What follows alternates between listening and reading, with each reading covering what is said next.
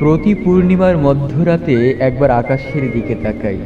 গৃহত্যাগী হবার মতো জ্যোৎস্না কি উঠেছে?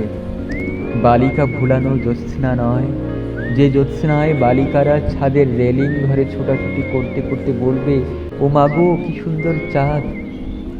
নবদম্পতির জ্যোৎস্নাও নয়, যে জ্যোৎস্না দেখে স্বামী গাঢ় স্বরে স্ত্রীকে বলবেন, দেখো দেখো নিতু, চাঁদটা তোমার মুখের মতোই সুন্দর। কাজলা দিদির স্যাঁতস্যাঁতে জ্যোৎস্না নয়, যে জ্যোৎস্না বাসি স্মৃতিপূর্ণ ডাস্টবিন উল্টে দেয় আকাশে। কবির জ্যোৎস্না নয়, যে জ্যোৎস্না দেখে কবি বলবেন, কবিদের লেখা কি আশ্চর্য রূপার থালার মতো চাঁদ।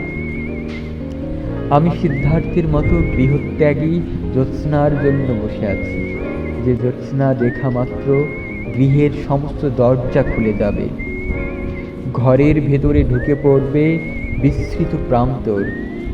প্রান্তরে হাঁটবো, হাঁটবো আর হাঁটবো। পূর্ণিমার চাঁদ স্থির হয়ে থাকবে মধ্য আকাশে, চারদিক থেকে বিবিধ কণ্ঠ ডাকবে, আয় আয় আয়।